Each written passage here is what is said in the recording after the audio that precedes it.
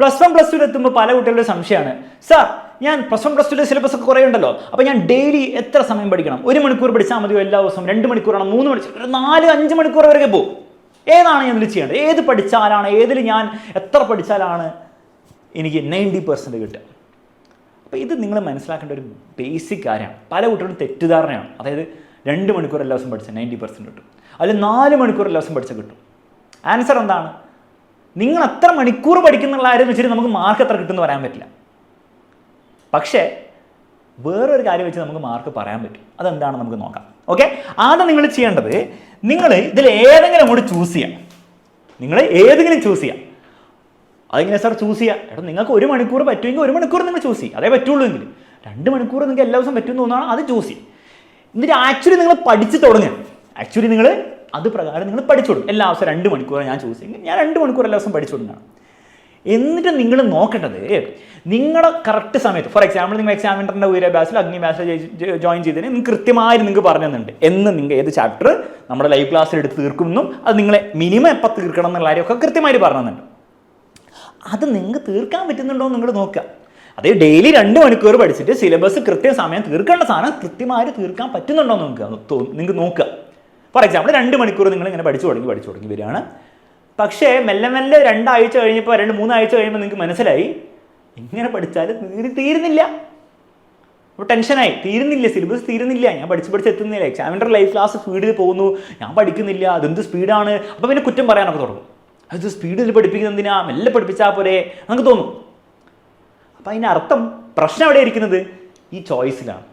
Choice നിങ്ങൾ മാറ്റി തുടങ്ങണം. മാറ്റിയാൽ തീരാവുന്ന പ്രശ്നമല്ലേ ഉള്ളൂ. ഈ 2 മണിക്കൂർ നിങ്ങൾ 2.5 മണിക്കൂറോ അല്ലെങ്കിൽ 3 മണിക്കൂറിലേക്ക് ആക്കിയാൽ തീർക്കാവുന്ന പ്രശ്നമുള്ളൂ. നിങ്ങളത് ആക്കുകയും വേണം. നേരെ മറിച്ച് വേറൊരു കുട്ടി ഉണ്ടാവും, ചിലപ്പോൾ 2 മണിക്കൂർ പഠിച്ചിട്ട് ആ കുട്ടിക്ക് സിലബസ് ഈസിയായിട്ട് തീർക്കാം. അങ്ങനത്തെ കുട്ടികൾ നിങ്ങൾ കണ്ടിട്ടുണ്ടാവും. ഒരു ബുദ്ധിമുട്ടില്ല. അപ്പം അവിടെയാണ് നിങ്ങൾ മനസ്സിലാക്കേണ്ടത്, ഓരോ ആൾക്കാരും ഒരു കാര്യം പഠിക്കാനെടുക്കുന്ന സമയം സെയിം അല്ല. പഠനത്തിൻ്റെ കാര്യത്തിൽ മാത്രമല്ല, എല്ലാ കാര്യത്തിലും അങ്ങനെയല്ലേ. ഫുട്ബോൾ നിങ്ങളുടെ സ്കൂളിലെ എല്ലാ കുട്ടികളും ഫുട്ബോൾ എല്ലാ ദിവസവും 1 മണിക്കൂർ പഠിച്ചാൽ എല്ലാവരും ഒരുപോലെയാണ് അടിപൊളിയാവുക? അല്ല, ഓരോൾക്കാർ ഓരോപോലെ. ചിലർ പെട്ടെന്ന് പഠിക്കും. ഒരു ക്ലാസ് റൂമിൽ എല്ലാവരും എടുത്തിട്ട് ചെസ് പഠിപ്പിക്കാൻ പറ്റും. എല്ലാ ദിവസവും 1 മണിക്കൂർ ചെസ്സിന് ട്രെയിനിങ് കൊടുത്തു എല്ലാവരും ഒരേപോലെയാണ് അടിപൊളിയാവുക? അല്ല, ഓരോ ആൾക്കാർക്ക് എല്ലാവരും ബെറ്റർ ആവും. പക്ഷെ എല്ലാവരും ഒരേപോലെ ബെറ്റർ ആവും? ഇല്ല, ചില ആൾക്കാർക്ക് പെട്ടെന്ന് പഠിക്കാൻ പറ്റും, ചിലർക്ക് മെല്ലെ എടുക്കും.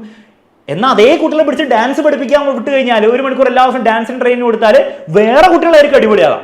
അപ്പം നിങ്ങൾ മനസ്സിലാക്കേണ്ട, ഓരോ കാര്യങ്ങളും പഠിക്കാൻ വേണ്ടി ഓരോ ആൾക്കാരും ഓരോ സമയമായിരിക്കും എടുക്കുക. അതുകൊണ്ട് നമുക്ക് കൃത്യമായിട്ട് ഇങ്ങനെ പറയാൻ പറ്റില്ല. പക്ഷേ പഠിക്കാൻ പറ്റുമോ? പറ്റും. ടൈം നിങ്ങൾ കണ്ടുപിടിക്കണം. അത് ട്രയൽ ആൻഡ് എറർ ഇപ്പം തന്നെ സ്റ്റാർട്ട് ചെയ്യണം. പരീക്ഷയുടെ സമയത്ത് ഒന്നും ചെയ്യാൻ പറ്റില്ല. പരീക്ഷയുടെ ആകുമ്പോൾ നിങ്ങൾ എത്ര മണിക്കൂർ പഠിച്ചാലും ഡിഫറൻസ് ഉണ്ടാക്കാൻ പോകുന്നില്ല എന്നാണ് സത്യം. 5 മണിക്കൂർ പഠിച്ചാലും 6 മണിക്കൂർ പഠിച്ചാലും ഒന്നും വലിയ ഡിഫറൻസ് ഉണ്ടാക്കില്ല. ഒരു 2% മാർക്കിൻ്റെ ഡിഫറൻസ് ഒക്കെ ഉണ്ടാക്കും മാക്സ് ടു മാക്സ്. പക്ഷെ ഇപ്പം നിങ്ങൾ തീരുമാനിച്ചാൽ ശരിക്കും ഡിഫറൻസ് ഉണ്ടാക്കാൻ പറ്റും. അത് നിങ്ങൾ ചെയ്തു നോക്കണം. നിങ്ങൾക്ക് തോന്നുകയാണ് 2 മണിക്കൂറൊക്കെ നിങ്ങൾ പഠിച്ചു തുടങ്ങി, അതിൻ്റെ ആവശ്യം പോലും ഇല്ലാന്ന് തോന്നുകയാണ്, നിങ്ങൾ ടൈം വേണം കുറച്ച് വന്നിട്ട് എൻജോയ് യുവർ ലൈഫ്.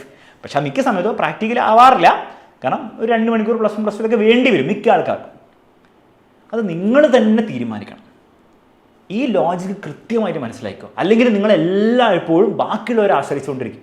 അലക്സാറിനോട് ചോദിക്കുക 2 മണിക്കൂറാണോ, അത് മറ്റേ മിസ്സിനോട് ചോദിക്കുക. അല്ലെങ്കിൽ യൂട്യൂബിൽ ഇയാൾ പറഞ്ഞു 2 മണിക്കൂർ പഠിക്കേണ്ട, 1/2 മണിക്കൂർ പഠിച്ചാൽ അതൊക്കെ പറയും. അതൊക്കെ നിങ്ങളിങ്ങനെ വിശ്വസിച്ച് നിങ്ങളിങ്ങനെ പൊട്ടന്മാരായിരിക്കും. റിയാലിറ്റി മനസ്സിലാക്കുക. ഓരോ ആൾക്കാർക്കും ഓരോ പോലെയാണ് കാര്യങ്ങൾ. അപ്പം അതിനനുസരിച്ച് നിങ്ങളുടെ സമയം നിങ്ങൾ കണ്ടെത്തുക.